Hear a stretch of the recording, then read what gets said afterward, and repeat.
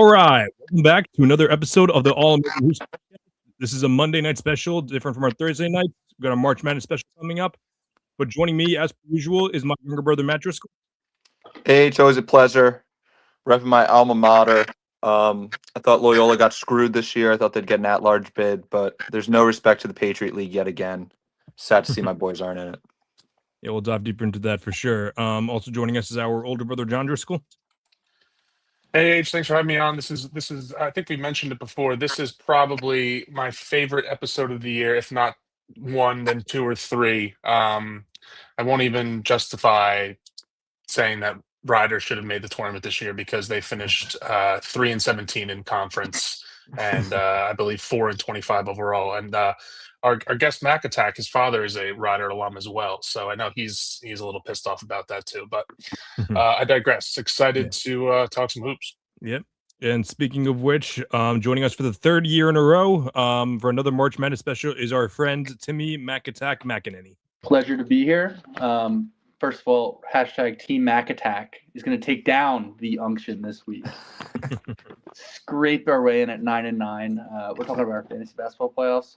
But yeah, I'm excited as always. I mean, I love college basketball, and I always will say in a group of NBA guys, it's better.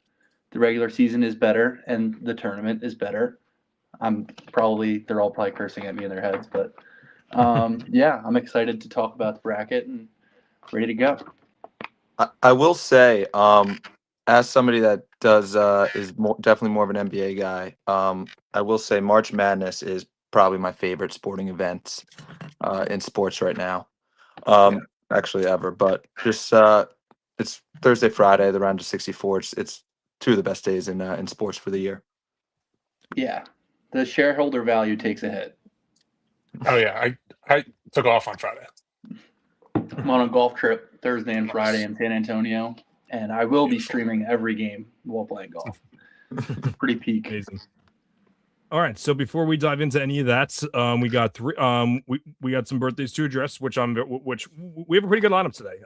Actually, not really, actually, but for NBA, we have Blake Griffin, Joel Embiid, and Tim Hardaway Jr. The MLB, we have Buddy Meyer, Lloyd Werner, Vladimir Guerrero Jr., and we have one Mets/Yankee legends. I'll give each of you a guess. If you already know who it is, don't guess who it is. But I'll let each of you guess. Like when you think of Mets, who has played for both Mets and the Yankees, who do you think of? Timmy, I'll let you go first. I mean, the first person that went in my head, and I have no clue if it's his birthday, is Curtis Granderson. So, okay, Matt. Well, there's a lot of crossover. I would say Robinson Cano. Okay. Is he actually like a legend, or is that like the joke? Not a legend, but he's still very, very good. He played very, very good for both teams. That takes away my guess. I was gonna say Luis Severino before you said that, but okay. We can just proceed. Yeah, Timmy was right. The answer was Curtis Granderson. Yep. So Nice. yeah, yep, absolutely. So, and then the only NFL player that I was familiar with was Chris Boswell. He's a kicker. Does he kick for the Cardinals, or who else? Who does he kick for? Pittsburgh. Steelers. Pittsburgh. Okay, yeah. My kicker knowledge continues to be down the crapper, but then again, it's probably better than Joe Shane's. So, but anyway, yeah, we got a great show ahead of us. I always say this. Yeah, as much as I look forward to this episode, it's also the one that I put the least amount of. It's not that I put the least amount of effort into, because I definitely do prep a little more ahead of time, given my college basketball knowledge definitely lesser than my NBA knowledge. So it's just different. So like, yeah, that's why I'm very, very excited to dive into it for sure. Obviously I'm a big bracket guy in general. Like, I love putting together brackets that have nothing to do with college basketball. So just putting together a bracket is always a fun thing to do in addition to. But yeah, I don't know if I don't know if there's anything else that we wanted to address before diving right in, which I don't know what else. I don't know what other way to talk about it other than that. But yeah, so I guess we will just dive into our brackets, and the way that we're going to do it is we're just going to go through section by section. We're not going to go like game by game. That would take forever, but we'll just do we're going to talk about the East region first, because that's the one that pops up first in the top left. And we'll just talk about like some of our favorite teams there, some of our favorite matchups, some of our favorite potential matchups, and then at the end of it, we'll each give our picks for who we have making it out of the final four in that region. Then obviously at the end, we'll give our total final four picks and who we have going all the way. And we usually fill up the time pretty well, but if we don't, I also have a top 10 trivia question for us to answer if you guys need, but I don't think I doubt we'll have to do that.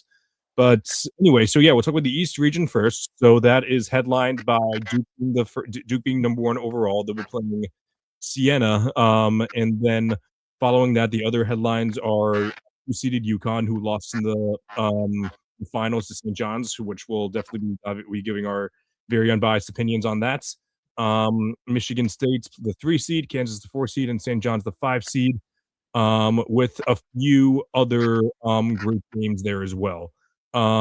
Usually I allow the guests to give their thoughts first, but I'm figuring since this is a very special circumstance of our favorite team playing there, I will actually let John go first to give his takeaways on the brackets and more specifically the seedings and just overall thoughts. Yeah, I think starting with the East, we got kind of lucky at being in the top left quadrant here because I think that might be the most discussed one here on the podcast. There's a lot to talk about. We talked about it a little bit before we kicked off here. Me and Timmy were saying the amount of legendary coaches alone in this bracket is impressive. And I think the NCAA had something to do with that, or they knew what they were doing when they did that. I mean, you saw it last year that St. John's, they were in as a 2 seed and they beat the 15. And then before the weekend was over, they had to go up against Calipari in Arkansas, and a team that was hurt all year. And they were what? Were they a 7 seed last year? Calipari's team. They were 10. Yeah, even worse. But I just think St. John's. I think Duke. I think even UConn. I think they like all these like top tier teams. I think kind of got screwed here a little bit. And if I'm a Duke fan, I'm probably pretty pissed off too because you're considered the number 1 overall seed, and then you look across the bracket, and Arizona has a relatively lighter path to a Final Four, in my opinion. But a lot of heavy hitters in this. I think. Let me talk about who I biasly picked to come out of this region, and that's St. John's. Obviously, it's certainly not going to be an easy feat. Northern Iowa, I was doing a little bit of research on them earlier. They're not exactly like a roll over kind of 12 seed. I think that they can give them a little bit of trouble. They're supposedly really good on the defensive glass, which St. John's has kind of struggled with on the board sometimes, depending on the game. And then I think if you get through Friday night, then you have Kansas, or you could guess Kansas on Sunday. And then it kind of just gets harder from there, right? I mean, I have in my bracket Kansas, and then you probably see Duke if in the Sweet 16, followed by the winner of who I have is UConn and Michigan State. I think it's pretty interesting, and I'm not really sure how we want to kind of go about going through the regions here. I know we're not doing game by game, but I kind of just took who I had kind of going all the way and discussing their path. But yeah, I think overall this region is just it's going to be a bloodbath. Yeah, I didn't really make it clear, but I'm thinking that we just each give just our own takeaways on the region, and then like towards the end we'll give our picks for each one. But yeah, totally no problem that you gave where you picked there, because at the end of the day, I think we all had a feeling which way each of us were going. But Matt, yeah, John, yeah, you played that all up beautifully. But Matt, do you have anything else to add on to that as the other neighborhood St. John's fan here? Yeah, I will say, like, the legendary coach aspect of it is kind of crazy to see all these legendary coaches in one section of the bracket. I will say the Northern Iowa 12 seed's interesting because it's a totally different matchup. Like, they're completely different teams. They play very slow, and I think their tallest guy on the roster is like only like 6'8". So hopefully St. John's can beat them inside in round 1. One of my takeaways is South Florida Louisville game, the 11 versus 6. I like South Florida here just strictly because it's a home game for them in Buffalo. I was listening to the Mostly Sports pod today. Their head coach is from Buffalo. He's been the head coach at South Florida for 3 years. His dad has dementia, has never seen him coach, but is going to the game. Wow. Some things are more important than stats. I like that. I think South Florida is a lock to win this game. And then they're also playing Michigan State the next round, so I don't. I have Michigan State winning after that. But I also have St. John's going biasly. Um, it's so tough. I mean, Duke is a legit 1 seed. They're unbelievable. I will say they do rely a lot on Cam Boozer, and if St. John's excels at one thing, it's their front court with Bryce Hopkins and Zuby Ejiofor, Big East Player of the Year. They can throw a lot of bodies at him. Even like Dylan Mitchell can take some time guarding him. That'll be tough. And guess what? You beat Duke. You got to either play UConn for a fourth time, or you got to play Michigan State and Tom Izzo in the Elite Eight. So really not an easy path for them.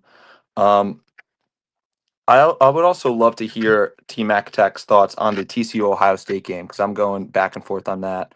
I know as a Michigan fan, he probably has some strong opinions on Ohio State. So I'd love to hear his view. Also, Timmy, is it crazy to say that? Well, obviously it's crazy to say St. John's would come out of this region. Is it crazy to say that I like the matchup versus Kansas as well? We got a Zuby Ejiofor revenge game. St. John's is very bunch of dogs on the team.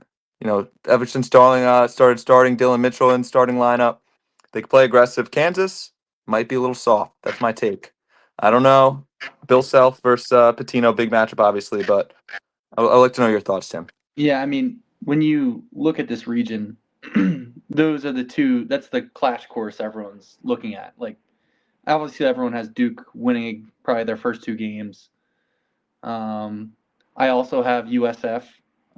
They're both, as you said, they coached at Buffalo. From there, they're very efficient on both ends of the floor. And I also just Louisville, like Mikal Brown, he's going to be a lottery pick in the NBA. He's part of that freshman class that's coming to this draft class that's just absolutely absurd. But they don't they can win against anyone and lose against anyone. Like he didn't even play in the ACC tournament, and they live and die by the 3, which in March, I mean, you have one bad game and that's it. So I'm going to agree with you and go with USF. Michigan State, we talked about Fears before. That guy is a loser. He is so dirty. He's kicking guys in the nuts, trying to injure guys. He's a poor man's Grayson Allen because he's not good. But I do think Michigan State, I have them in my Sweet 16. Originally, so another matchup that also screams at me is UCLA USF or UCF. UCLA got coveted transfer Donovan Dent. I mean, they paid him the house. I don't know if you guys remember, he was at New Mexico last year. He was one of the top guards in the portal. But the game's in Philadelphia. I think UCLA is 17-1 at home or something crazy. They stink on the road, and it is as far as possible. And then even if they win that game, they got to play UConn in their backyard because the game's in Philly, I think, again. So I don't think it's a good spot to take UCLA. I see a lot of people taking UCLA to go to their Sweet 16 and beat UConn. But, I mean, it's just so far from home, and they've proven that they're not good on the road. But going back, I think the game to talk about in this region is St. John's, Kansas. I mean, I think that's the game where both teams kind of got screwed. I mean, Kansas, Flory Badunga is the key to their success. He's the center. He's a crazy athlete. He'll probably be on Zuby, and that's probably the matchup to watch. What I had in this game is just athletes versus athletes. I mean, St. John's, very, very athletic. They'll win if they can hit a few threes. I mean, that's been their struggle all year. They can't shoot, same as last year, to be honest. But if they can hit the 3, but Kansas has such good guards and Darren Peter, like they're all great defenders also. So I have Kansas beating St. John's to get rid of the bias. And then to go to Ohio State, TCU, Bruce Thornton gets them back in the tournament. He's awesome. He's unbelievable. Really hot team. They won 4 of their last 5. I think they just beat Purdue. I could be wrong. They played Michigan close in the Big Ten tournament. I think they're like 26th in KenPom, and they're a 9 seed, which is kind of crazy. But with all that said, I'm taking TCU. I cannot take Ohio State. Full bias, but I don't think that's a crazy pick. I actually think a lot of people like that. And then Duke, I mean, they're strong, but Caleb Foster's out, and then their center's coming off an injury, so they're not fully healthy. But something John Shire did earlier this year that no one's really talking about is they almost had like a mini tryout of March Madness in the middle of conference play when they played Michigan. They played Michigan on a neutral court. They switched basketballs to the basketballs they use in the NCAA tournament. They didn't. I think they used Nike at Duke and they switched, or vice versa. And they played in this arena in DC. So I mean, he really has them prepped. They've been to this locker room before. They've played on a neutral site. So I have Duke coming out of the region. I mean, they're the best, and it's kind of a lame pick, but I think they're very well coached. They probably have a top 3 player in college basketball right now. And I mean, they've done this. I mean, this is what they do. They're always here. Good stuff, Timmy. So, yeah, great stuff from all of you, actually. So it's funny. So I filled out my bracket earlier today. And I kind of wish that I, listened to John. John Fanta was on someone's podcast. And he actually agreed with Matt and Timmy in saying that he thinks that Louisville is going to get upset. I was a little hesitant on them getting upset, mainly just because I thought that they were a little underseeded. According to ESPN's BPI, they're ranked number 11th in the nation, but I guess that's more of a math thing rather than like an actual diving into like actual basketball thing. I know that they're what's the coach's name? Is it Kelsey? I think his last name is Pat Kelsey. Pat Kelsey. Yeah, it's his 3rd season. With Louisville, he coached at Charleston before that. So yeah, it's pretty unpredictable what's going to go on there. I personally had them going to was it the Elite Eight that had them? Yeah. I think I had them going to the Elite Eights, beating Michigan State and then beating UCLA after that, who I have beating UConn. I have UConn getting out a little bit earlier.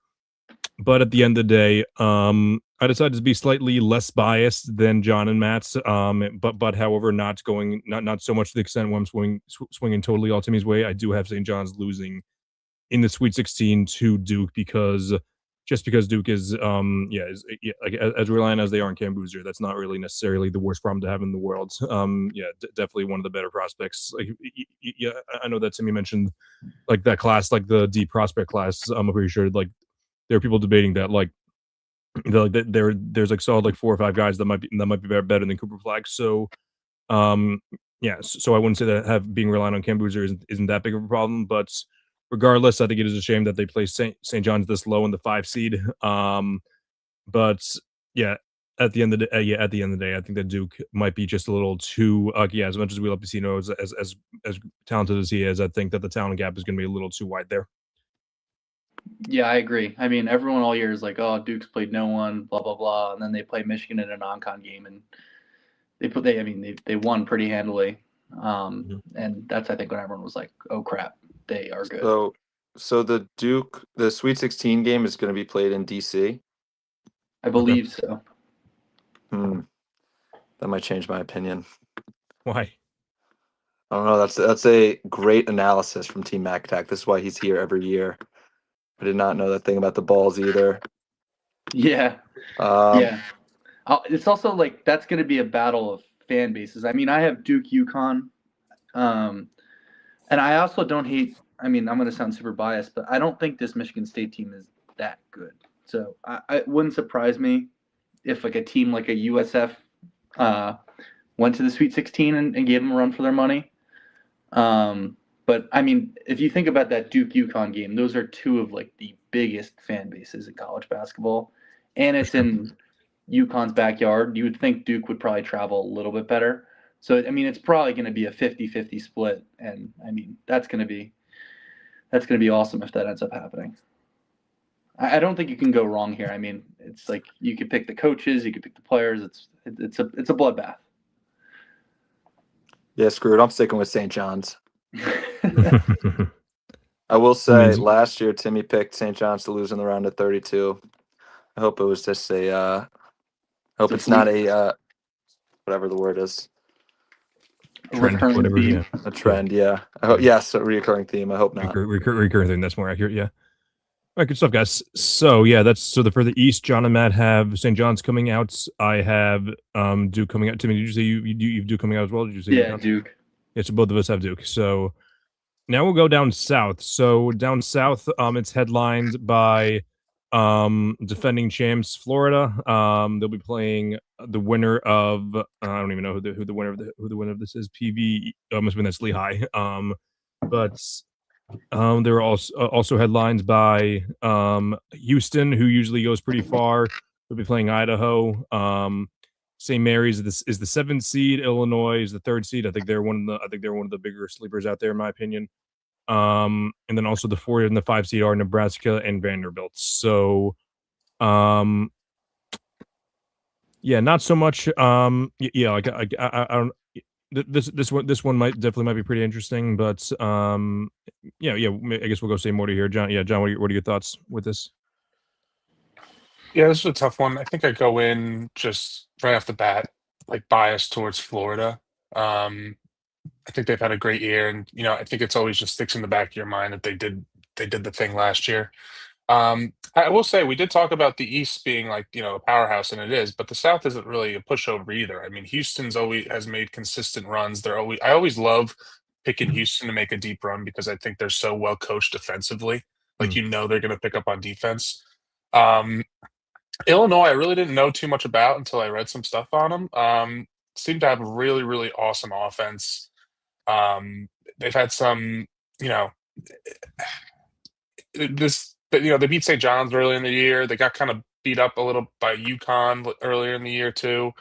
So I don't think they're perfect, but I do have them going deep as the Sweet 16 and losing to Houston. I didn't really have too many upsets this region. Do you want me to wait and say who I have coming out of this region, or Yeah. Okay. Just we can I'll just cover kick all the it bases. around then? Yeah. Yeah, cool. All right, I'll go next. Actually, Timmy, you want to go? I just accidentally closed out of my bracket. Yeah. So for this one, I guess I'll just highlight some of the teams. Iowa has Bennett Sturts. I mean, he may be an NBA player, undersized. I don't know if you guys remember him from Drake last year. He's the white guard. They brought that coach over with him to Iowa. I think he's averaging like 20 a game, 5 assists. And I think I have in my notes, they're 25th in Ken Palm. So that's another one. Those two Big Ten teams, Ohio State and Iowa, very high in Ken Palm at an 8-9 seed. So I like them in that game. Vanderbilt's one of the hottest teams in the country right now. Just lost in the SEC championship to the hottest team in the country, Arkansas, in my opinion. They have Tyler Tanner as their leading scorer, A.K. Okereke, shout out Cornell, doing his 4th year at Vandy. They're coming off a crazy run, and they also started the season 16-0. I don't know if you guys remember that. So they can beat anyone. Nebraska, I think this is the game everyone is also going to watch. This and the Miami of Ohio game. Nebraska's never won a March Madness game. So they're going to have a lot of extra added pressure on them. They've had a really rough stretch, but I mean, I think they can get their first win. I don't think they'll find any trouble. VCU's 45th in Ken Palm. They stole a bid. They made the A10 a 2-bid league with St. Louis also getting a bid. I actually have them going on a little run. I have them going in my Sweet 16. UNC is who they play. I mean, the biggest thing is everyone's going to talk about is just Caleb Wilson. He broke his hand in practice dunking. And their sneaky almost best player this year was Henry Vasar. Think they got him from Arizona, but I mean, without Caleb Wilson, they're 5-3. They're not the same team. With him, they beat Duke, so they could beat anyone. But without him, they're very pedestrian. I mean, I just don't think they're the same team. John mentioned Illinois, most efficient offense in the country. A lot of Europeans on that team, so it's fun to watch, but it's also sprinkled with a lottery pick and part of that freshman class. So they can beat anyone. They shoot the 3 really well, but they get the worst draw on mid-majors playing the Ivy League. You never want to play the Ivy League because they play such a weird brand of basketball. Their coach is Fran McCaffrey, who was the Iowa head coach forever when they had Luka Garza and all those teams. And they're led by TJ Power, who just had 46 points or 48 points in the Ivy League championship. And he's a Duke and UVA transfer, so he's no chump. And then I think and then Houston is Kingston, Flemings, Senat.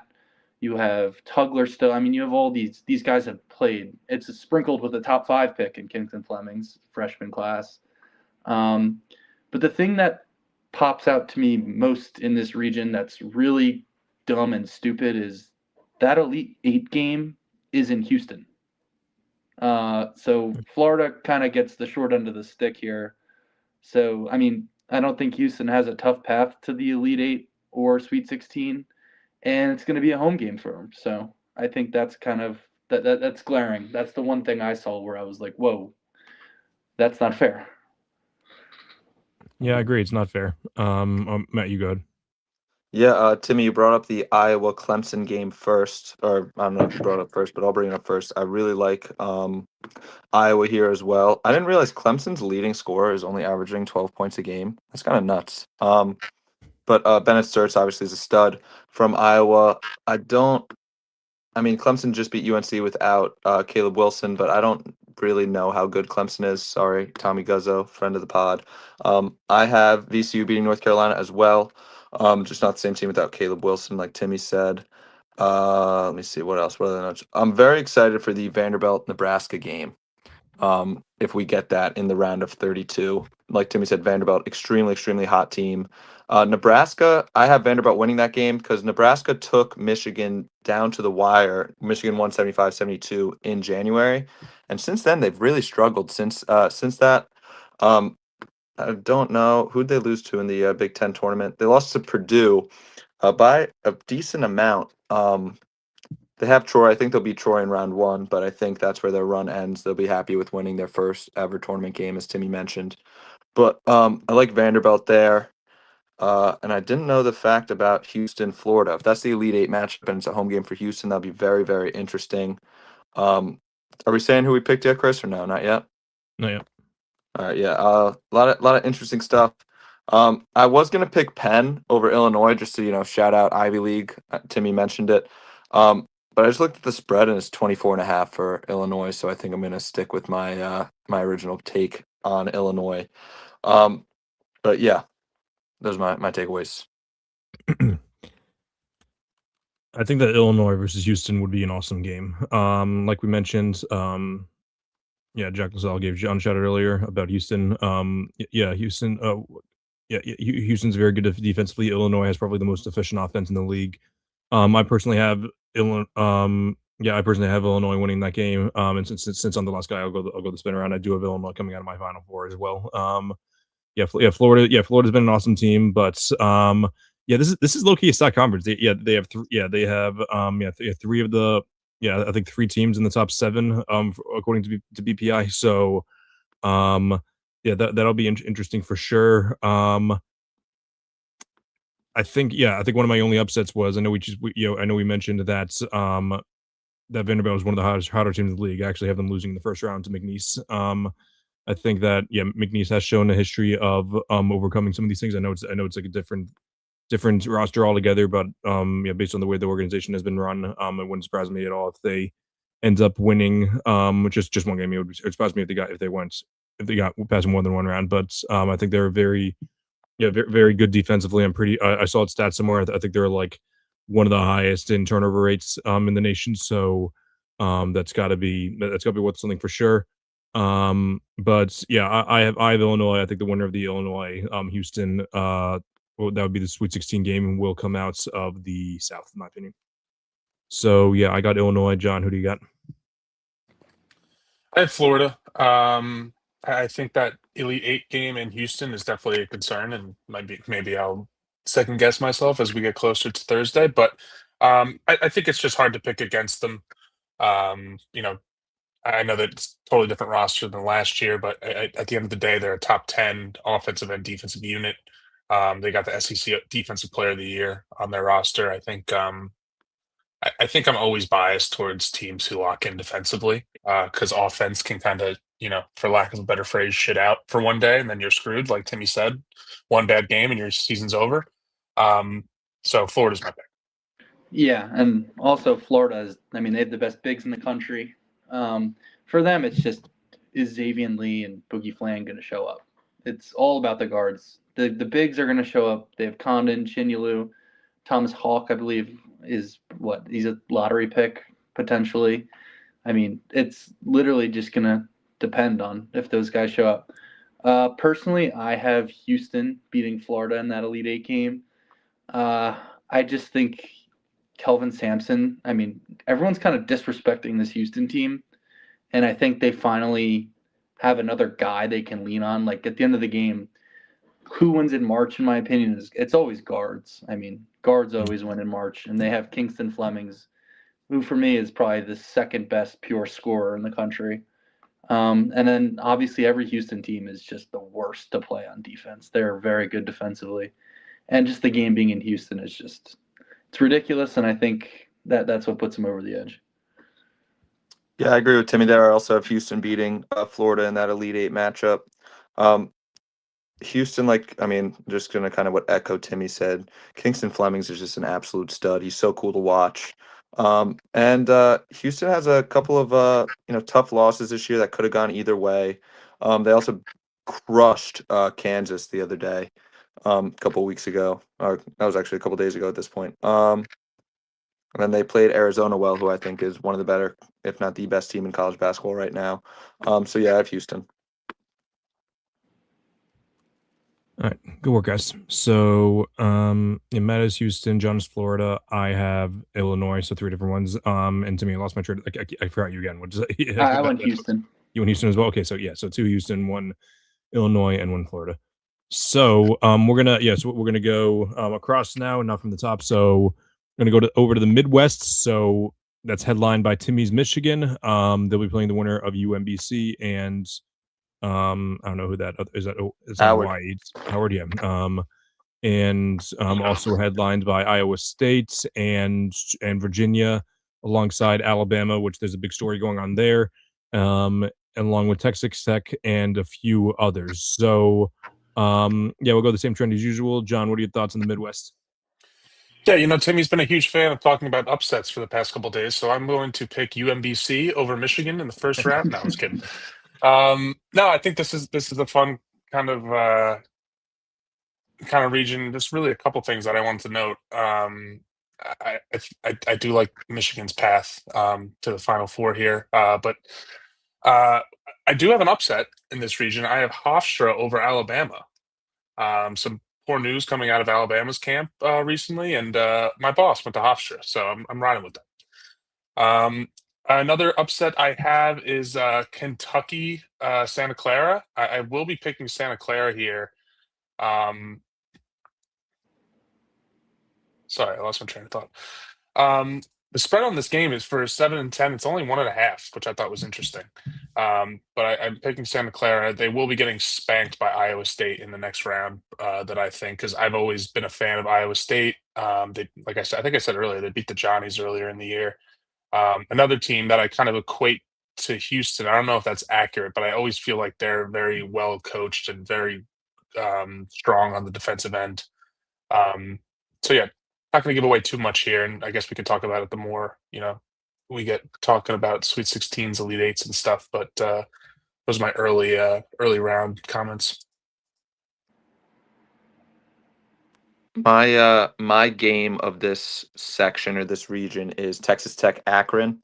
I've been I feel like I'm always picking Akron to upset somebody in the tournament. However, I feel like this is kind of like the sexy upset pick. So usually when that happens, usually like the 5 over the 12, the 5 will just win. However, the spread's only 7.5. Texas Tech, big injury obviously to JT Toppin, who was their leading scorer towards ACL a couple weeks ago. I'm debating on just picking Texas Tech because the Alabama news. I don't think they'll be at 12 and 13 in the round of 32 playing each other. I'm going to stick with Alabama because Aiden Holloway practiced today. Does that mean he's going to play in the tournament, or like what's? I mean, after Brandon Miller, I feel like anything could fly. That's true. Yeah. So I mean, if Aiden Holloway's playing, I do have Alabama beating Hofstra, even though I do like that upset pick, John. Another game to watch is the Tennessee versus Miami of Ohio SMU game. I feel like if Miami of Ohio wins that game, a lot of people are going to be picking them. They were kind of like the NCAA sweetheart this year. I personally have Tennessee playing them, winning that matchup.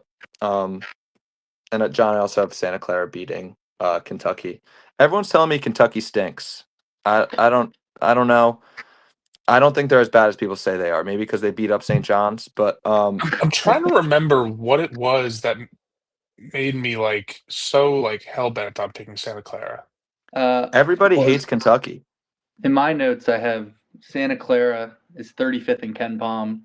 They're deep, they're tall, and they shoot a lot of threes. All right, I'm in. I'll pick them too. And then my notes under Kentucky is Mark Pope, you better win or else your ass starts to burn and the seat is hot. So he's almost at the point where if they don't win, they've been a nightmare. Kentucky, it's flip a coin, who shows up. They win big games, they lose big games. You don't know what you're gonna get. Iowa State, I mean, they rock this year. They have Lipsley, Jefferson. They had the big white guy shooting like over 50% from three. And I just feel like that bottom quadrant of this region is like another clash course between Virginia and Iowa State. I think Virginia is the most underrated team on here. I mean, no one's talking about them. They won 29 games. Like, that's a lot. And they score. They're not the typical UVA, like, I'm going to fall asleep watching to. They score. They don't just play defense and keep the game under 50 points for each team. And then, as Matt mentioned, the JT Toppin injury sucks. I do still have them winning that game. That is a sexy upset pick just because everyone's saying JT Toppin. But, I mean, they beat Iowa State without JT Toppin. So they've proven they can do it. It's a different team. They're obviously not as good, but they've proven they can do it. And then my notes for this Alabama Hofstra game are kind of funny. My notes say for Alabama, first to 100 wins and then legal trouble. I mean, these guys just don't play defense. They never do. Nate Oates is like obsessed with shooting as many threes as he can and letting the other team shoot fast so they can shoot another three. I mean, they just stink at defense, but they're so good offensively that it allows them to go on huge runs and get caught early. So I'm actually going with John's pick. I have Hofstra beating them. Speedy Claxton's the coach there, got his alma mater there. I think they haven't been in the tournament in like 25, 30 years. And they have two of the best guards, probably the best mid-major guard duo in the country, led by Cruz Davis, who beat the absolute wagon in Monmouth Hawks this year in the CAA final. So I'm going to go with them. And he's going to get paid, Cruz Davis. I think he's a freshman or sophomore. I think he's young. So he will not be on Hofstra next year probably. And then I could talk about Michigan for a while. I mean, the biggest thing, I do think, like John said, I do think this lines up pretty well for them. I think they kind of got blessed because, I mean, they would win the first round. Then they play a Georgia team who's just full of athletes. I don't have a really strong opinion on them, or SLU with Robbie Avila, and I think they handle that. And then for me, I mean, they either play a Bama. I have Hofstra winning, but a Bama or a banged-up Texas Tech team. That doesn't scare me. And then they got to win against UVA or Iowa State. I mean, I hope they can. These are all games they should win, in my opinion. It's not games that, like, they're a pretty good favorite in each game, in my opinion. Iowa State probably scares me a little bit, but I also have UVA beating Iowa State because I think Iowa State's everyone's pick. So I like to be a little contrarian because I feel like that's how you win these brackets. Yeah, just a little bit. Yeah, you can't go with the favorite too much, but yeah, I actually have very similarities to a lot of you guys. I have 3 upsets on this side of the bracket alone. So, yeah, one of the other upsets that John fans I had earlier was the Santa Clara over Kentucky. I forgot the reason that he gave it. I think it was something about just about like how hot they've been lately. Also the Hofstra over Alabama. Matt, when was the news that you heard? I don't mean to put you on the spot here, but when was the news that you heard about what's his name practicing with the team? Hayden Hollowell. I just saw it on Twitter that he got bailed out and then You went just to. you got bailed out. Okay, yeah, because I also have Santa Clara. I don't know if I mentioned that, but I'm on okay, that yeah, upset I think you did. list. Yeah, so ESPN released it said Albums in Holloway has been removed from campus in the wake of his arrest and will not be with the team. So, Oh, so that was 2 hours ago though. So I don't know if that's yes, I don't know if that's different from what you updated, but that's my other upset. I think I have one more laying around. Just like that, I also have Akron over Texas Tech, which would actually match up Akron with Hofstra for the 12-13 matchup. That usually doesn't happen too often, but let me check if they're actually fun ESPN usually fact has. about Yeah, the- Hofstra. Last time they made the tournament was with Speedy Claxton as their leading guard, coached by Jay Wright. Nice. Wow. Yeah, this bracket has a lot of really fun Mhm. guards, Yeah. especially that little quadrant with Tech, Mhm. Akron, Yeah. Bama, Hofstra. That's just all guards. Yeah, so the 12 has played the 13 seed 12 times in I don't know if that's it doesn't say since 1985. So last occurrence was when number 12 Oregon defeated number 13 UNC Irvine 73 to 54 in 2019. So yeah, obviously not that often that it happens, but yeah, that's what I'm picking, but I'm going to regardless of who wins that I'm going to have Michigan. I think Michigan's going to run through this. We're going to run through this out of the bracket pretty easily. I know that Iowa State has like a good foundation and everything, but I think that Michigan has both. So, yeah, I will have Michigan coming out of my Final Four for sure. Yeah. And then you guys can go along with it next. John, who do you got? Michigan. I have them beating Iowa State in the Elite Eight. Before that, I do have again. I think a lot of these brackets or a lot of my regions, I do have like lower seeds. I have a couple upsets in the first round, but I do have these like higher, better ranked teams. Getting through the Sweet 16 into the Elite Eight, Final Four. So I actually do have Michigan beating Iowa State the Elite Eight. Awesome. I also not also. I have Iowa State coming out of this region.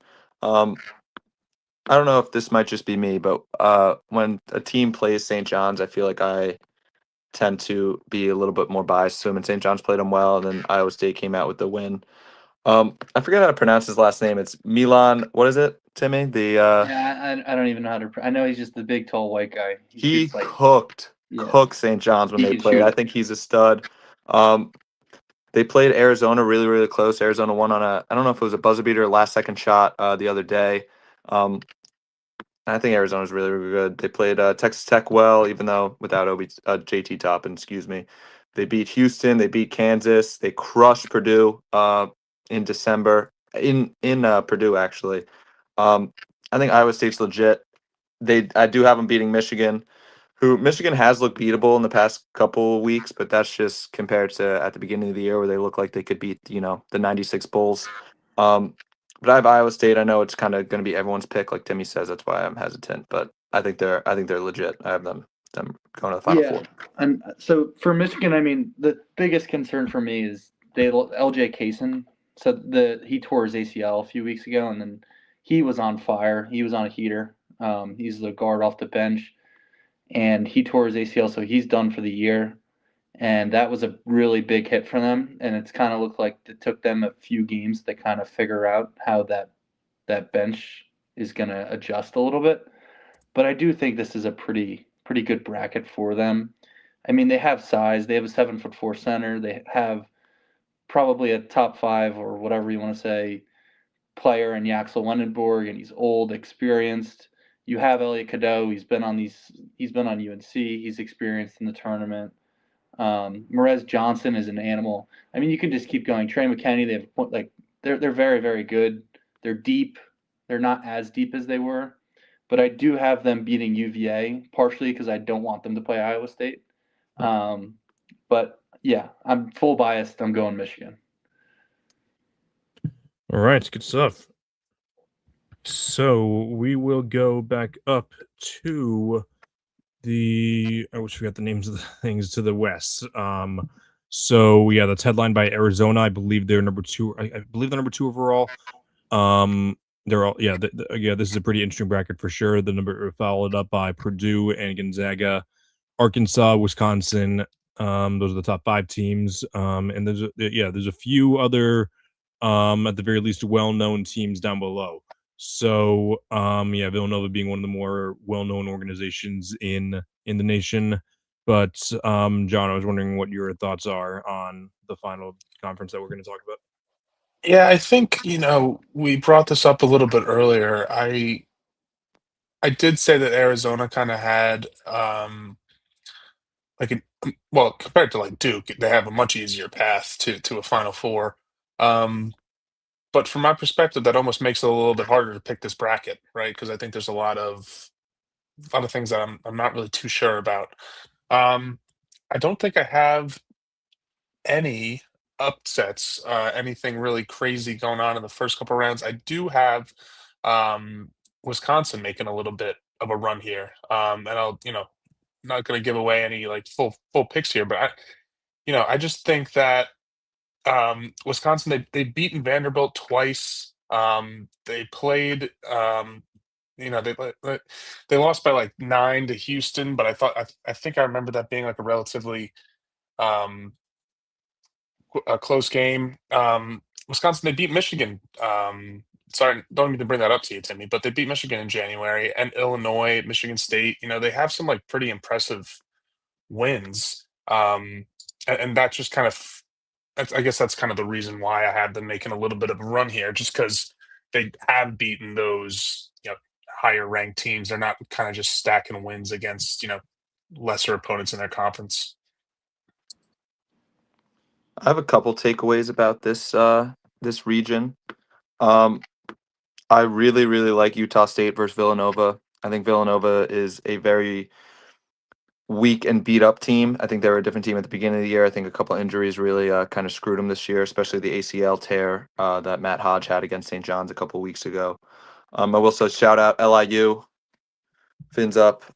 Very tough break that they're playing Arizona. I mean, not that it would have mattered. They would have been 16 seed anyway. But the Arkansas Hawaii matchup. Timmy said Arkansas hottest team in the nation, which isn't a crazy take at all. However, Big West teams seeded 12 or 13 in the last 10 years are 2-3 in round one. 3 of those losses are combined by 5 points, and all 3 teams had a shot to win. So that game might be close. I do have Arizona. Spread's 15.5. I do think it will be closer than 15.5. Also, the Wisconsin High Point. I feel like that's like kind of like a sexy pick. People are talking about possible upset. I really like Wisconsin. They have elite guards, and Timmy said guards win March, which is very true. And I also picked Wisconsin so we could get the possible Wisconsin Arkansas round of 32 matchup. I think that would be an awesome, awesome game. Another interesting, the BYU matchup. It's either Texas or let me see, or NC State. The 11 seeds that are in a power conference are 54 and 65 since 1985. So a lot of wins there. BYU struggling. Richie Saunders just tore his ACL a couple weeks ago. However, BYU does have the best player on the floor in that game, so that's why I did pick BYU.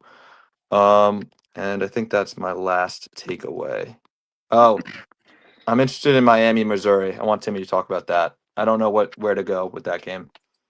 Yeah, I could start. I mean, for me, I've been really high on Miami. I've been picking them to win a lot of games recently.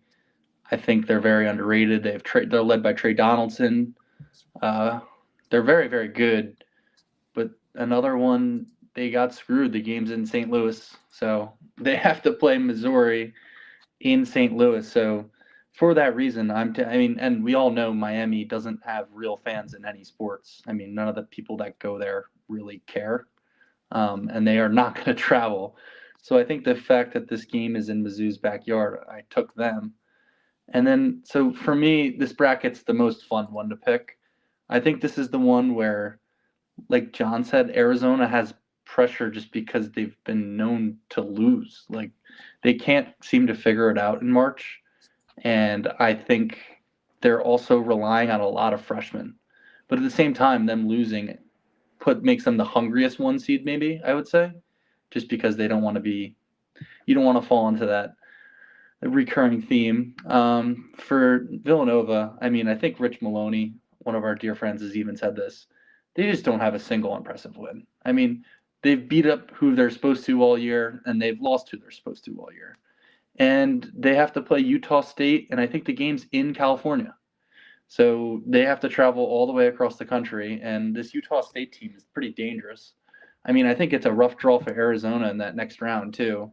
I think they're 30th in Ken Palm in my notes is what I have. This High Point Wisconsin game, Wisconsin, I mean, they beat Michigan, as you said, when they were at their best in January. And I think they beat them the game was at Michigan, I believe. So they can beat anyone. But then this High Point team is the sexy pick because I think they average 90 points a game. So they're going to let it fly.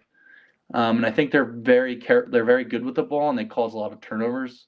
So that game gets weird. And then Arkansas, I said before, hottest team in the country. They have two great guards that can light it up in Darius Acuff, Malik Thomas, and then they have a good 7-footer in Brazil. In the SEC tournament, Acuff averaged 30 points and 8 assists. He controlled the game. He was the best player on the court every game by far. The game went through him. He honestly, it almost looked NBA-esque where whatever he wanted to happen, happened. So I think right now he is playing like the best player in the country right now is Darius Acuff. And then BYU, everyone's going to talk about AJ DeBonsa, but Rob Wright's had a great year. He was on that Montverde team with Cooper Flagg, Derek Queen. I think it was like Asa Newell and Liam McNeely. So all those guys are NBA guys. He's the only one still in college. He's had a great year. They're fun to watch. But, I mean, I think they play a Zags team, and every time you see the Zags, it's just, are they good? Are they not good? They haven't played anyone. I mean, they played a strong non-con, but they lost to Michigan by 40. They're banged up. Their big guy's not – I don't think he's played since, like, February. He's a question mark. But for me, I have my fun little pick is I have Mizzou beating Purdue because I could be wrong, but I think that game is also in St. Louis. So that's another kind of brutal draw for a 2 seed to play a possible 10. Obviously, they got to go upset, but it would be home game. And Purdue, I mean, they just won the Big Ten tournament. So they won 4 games in 5 days or 4 days or whatever. Super hot. Braden Smith's a great guard. The only thing is he's crazy undersized and he gets picked on defensively. They have great bigs, TKR and Clough or whatever his name is, the big white guy with the beard. But you don't know who's going to show up. Sometimes they just decide not to play defense. Sometimes they do. They have a great coach. But that's my kind of wowzer in my whole bracket is I have Missouri in my Sweet 16. All right. So, mine's pretty standard from the beginning on. I do a Missouri beating Miami, but then I do have them losing to Purdue. Other than that, very, very standard. I do. I thought about having Arkansas beating Arizona because yes, they are one of the hotter teams in the league. You really thought I was going to do it. I thought I was going to do it too. I decided to have Gonzaga make it to the Final Four yet again.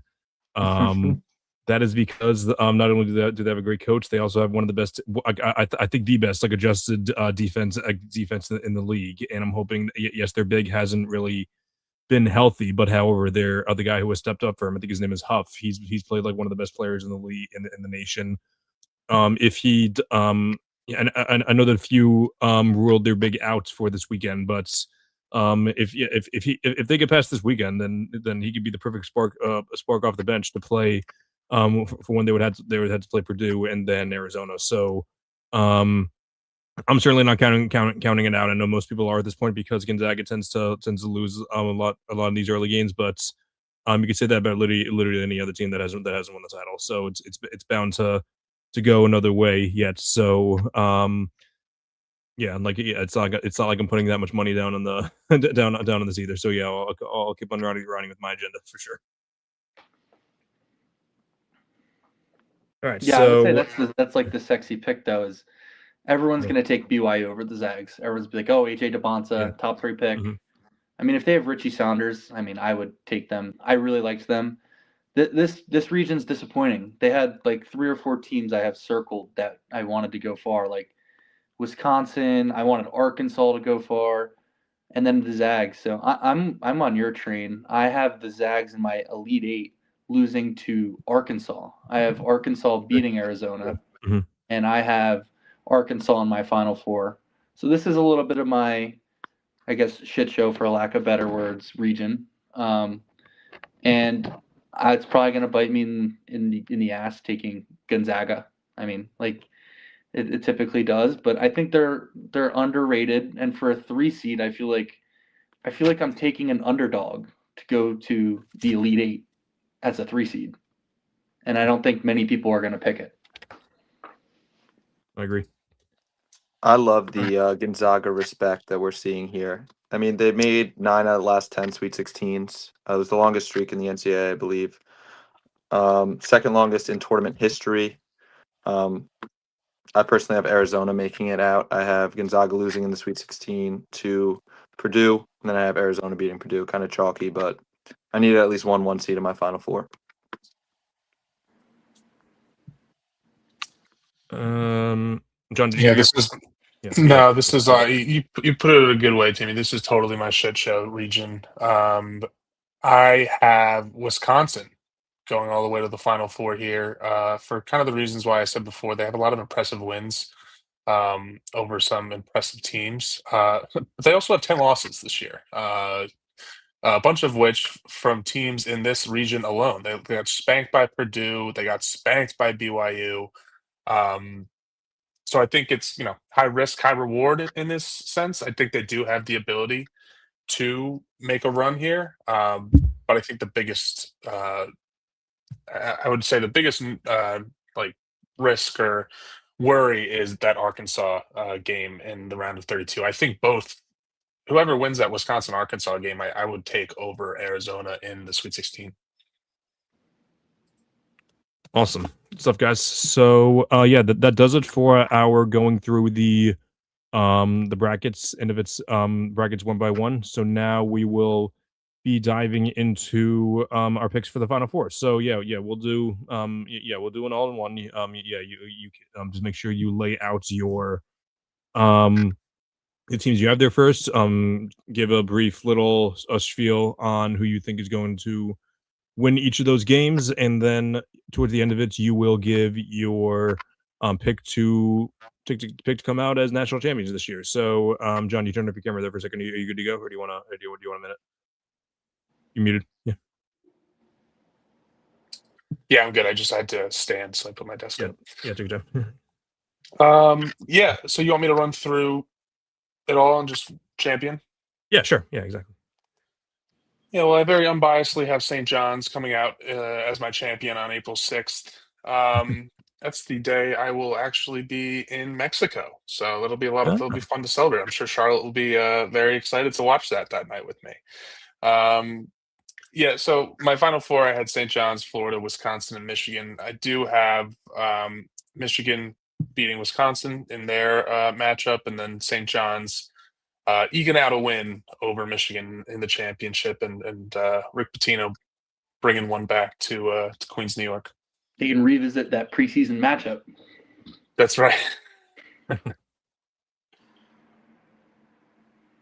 People forget we were in Annapolis, or however you say that Greek's name, free throw away from beating Michigan in the exhibition game at the beginning of the year. I also unbiasedly have St. John's making the final. I have them beating Houston in the Final Four. Do I believe this will happen? No. However, I'm going to ride with it. Timmy, correct me if I'm wrong. Houston very, very reliant on their guard play, correct? Offensively, yeah. Offensively, okay.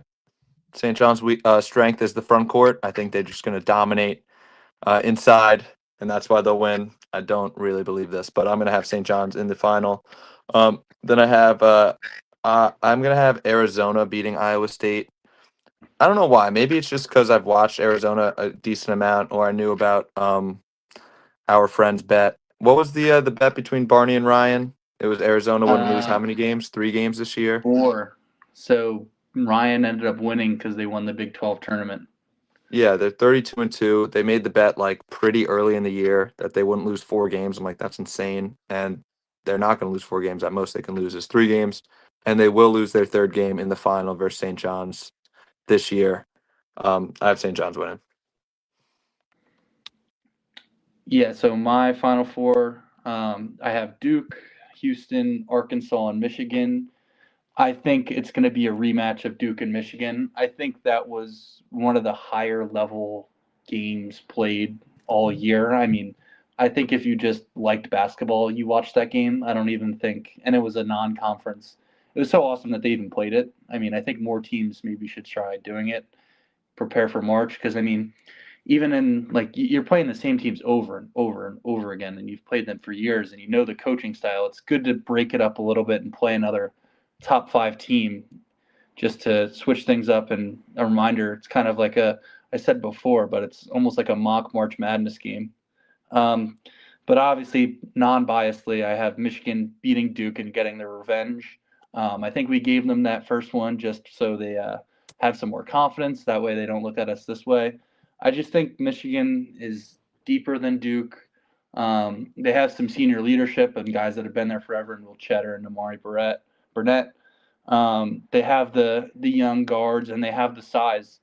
I think the only thing that keeps Michigan from going on a run, I mean, I won't just say winning because I think that's a little, I mean, I don't want to be arrogant, but I think it's just foul trouble. I mean, it's all on how many minutes is Ade Mara and Merez Johnson going to play each game.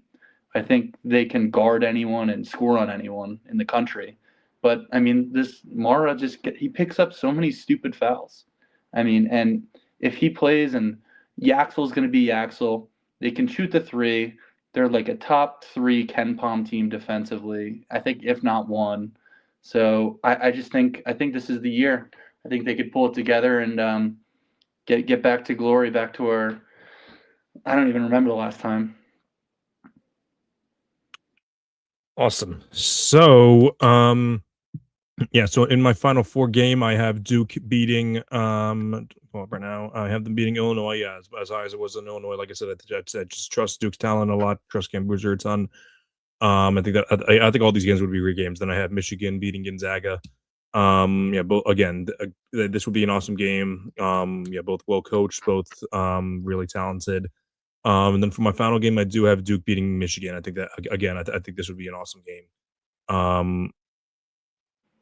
I definitely trust both those teams. Both of them could easily win. Yeah, it's kind of a boring pick. Yeah, they're probably the 2 best teams, but outside of maybe Arizona, are 2 best teams in the nation. So, yeah, it'll be a fun March for sure as per usual. But yeah, I'm picking Duke to come out of it. Unfortunately, won't be in Mexico for the championship game. It'll be my first day back for my spring break, so won't be as fun. But yeah. So I know we're over the hour mark, but did you guys want to do some trivia? Top 10 trivia question. Yeah. So, I will say disclaimer: Timmy might have to do the carrying here. I don't know. Yeah, John, you might be able to. You'll get some of these, but talking about for like the back end list might be a little tough. But I want you guys to tell me the top 10 coaches with the most NCAA tournament wins, not the championships, just wins per round. Who has the most wins? Top 10. Izzo. Do we have to name them in order? Or are you going to say yes or you don't have to name them in order? I'll say. Timmy said Izzo. Izzo. Izzo is tied for 5th. Pitino. Coach K. Pitino is number 8. Coach Bill K is Self. number 1. Timmy, who'd you say? Who's the last one? Bill Self. Bill Self is number 7. Calipari. Calipari is tied for 5th with Izzo. Calhoun. Calhoun is number 9.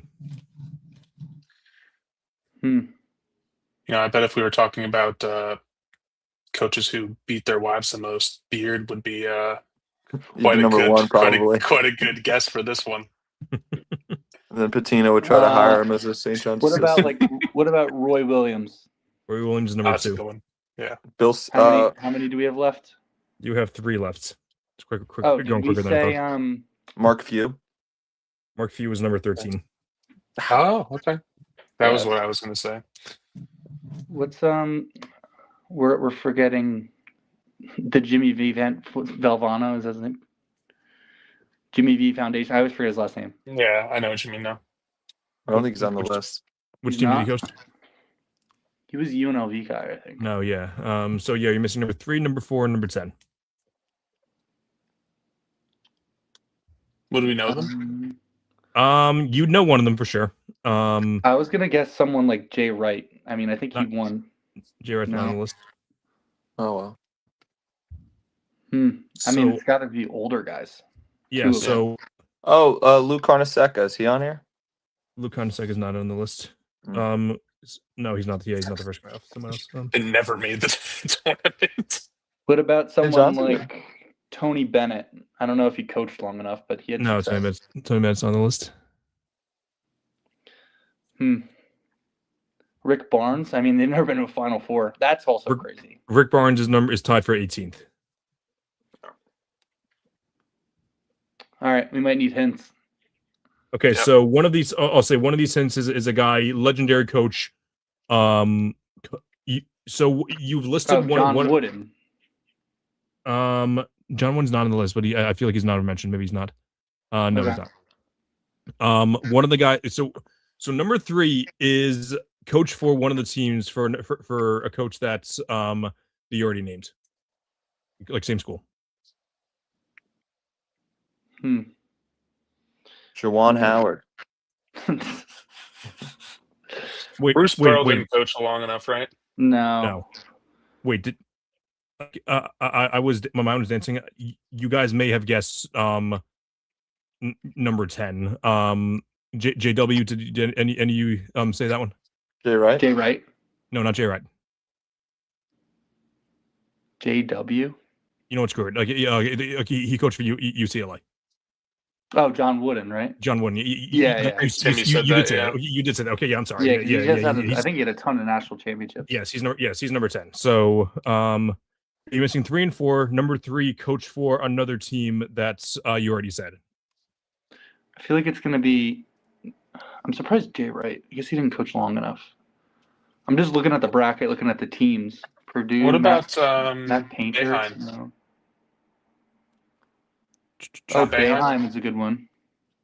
Jim Boeheim Syracuse? is he's number 4. Or Jim Boeheim.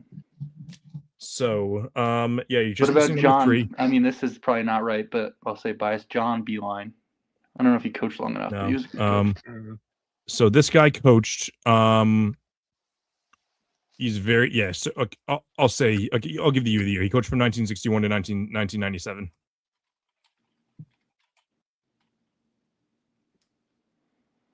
Hmm. 61? Yeah. Damn. It's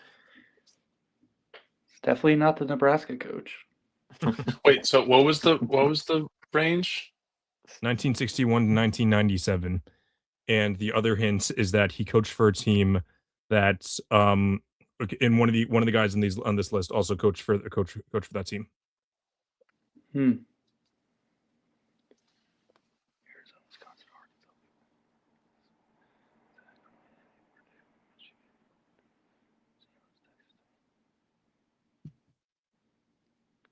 So that leaves us to what? Like Kentucky, St. John's.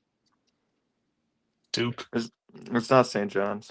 Because Carnesecca would have been it, but Kansas, maybe? I don't think so. I don't think they used to be that good. When did Coach K start? I already said him. Yeah, I know, but I'm thinking about who was before him. I have no clue. I think K started in the 80s.